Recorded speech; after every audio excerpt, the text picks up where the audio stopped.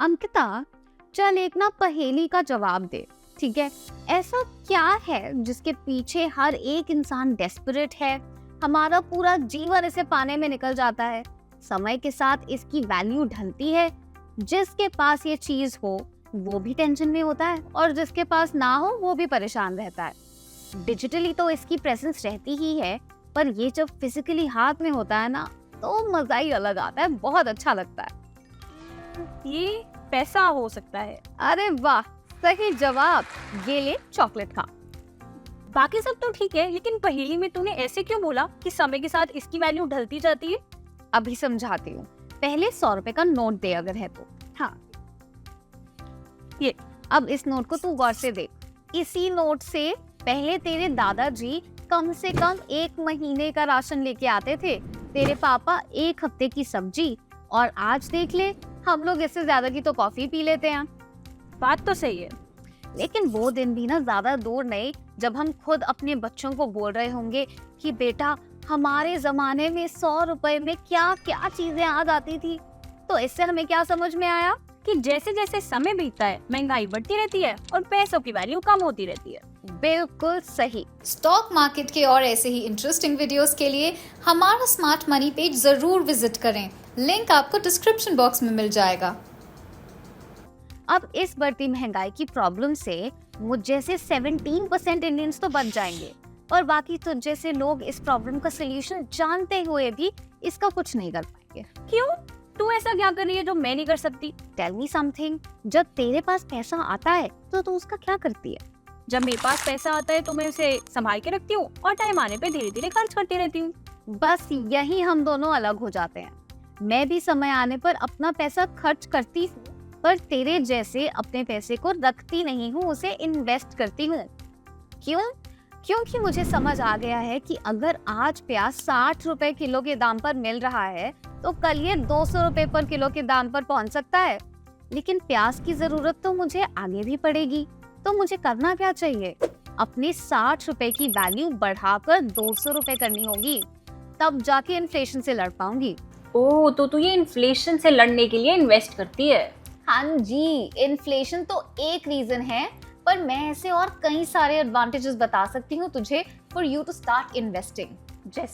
जैसे इन्वेस्टिंग से डेफिनेटली तो महंगाई को तो मात दे ही सकती है, पर साथ ही इक्विटीज में इन्वेस्ट करने से तुझे अच्छे रिटर्न्स मिल सकते हैं, तेरी अपनी वेल्थ जनरेट हो सकती है।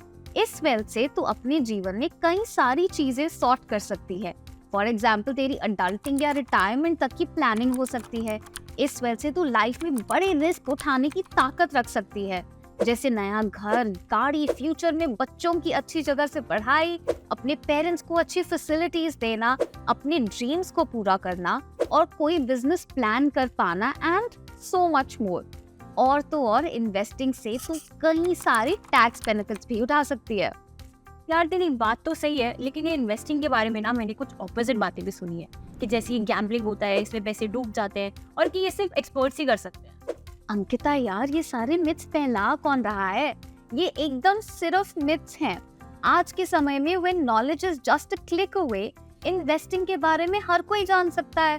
थोड़े से ट्रस्टेड रिसोर्स से समझकर, खुद थोड़ा पढ़कर तू भी इन्वेस्टिंग वैसे ही समझ सकती है जैसे स्कूल में कोई भी नया सब्जेक्ट पढ़ती हो।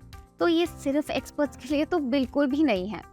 प्लस इन्वेस्टिंग के वर्ल्ड में तेरी मदद करने के लिए प्रोफेशनल मैनेजर्स होते हैं जो मार्केट एक्सपर्ट्स भी होते हैं।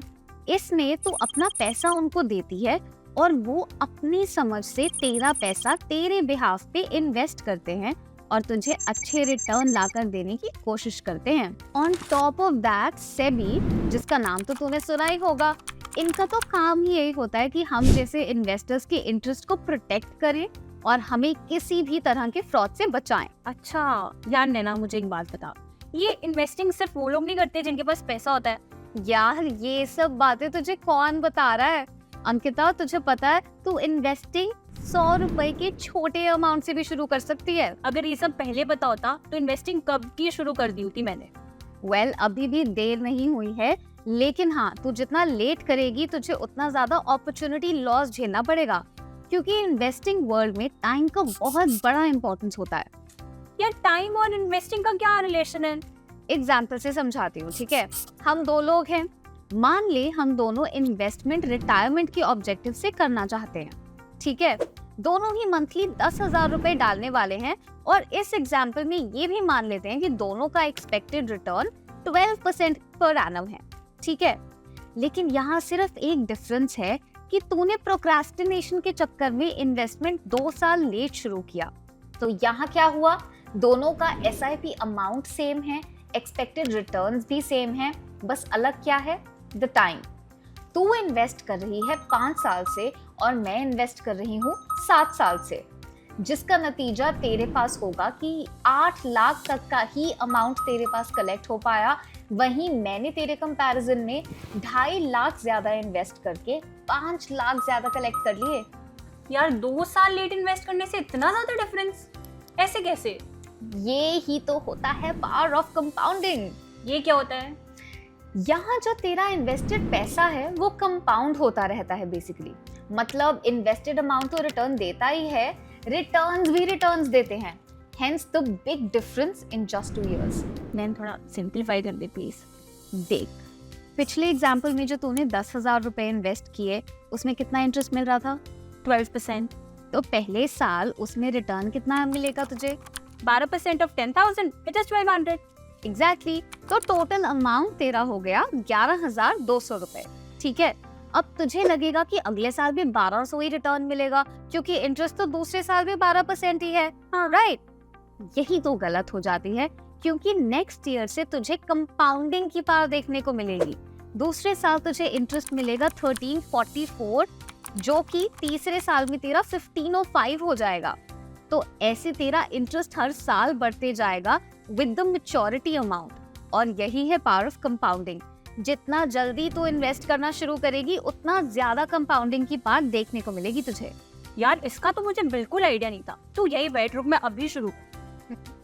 अब अंकिता ने तो इन्वेस्टमेंट स्टार्ट कर दी है क्योंकि इसके सारे डाउट्स क्लियर करने के लिए, इसकी सारी मिथ्स बस्ट करने के लिए मैं यही थी। पर अगर आपके मन में अभी भी कोई सवाल हैं, कोई भी डाउट्स हैं तो फिकर नॉट, हमें कमेंट सेक्शन में बताइए और हम पूरी कोशिश करेंगे कि हम आपके हर सवाल का जवाब दे पाएं।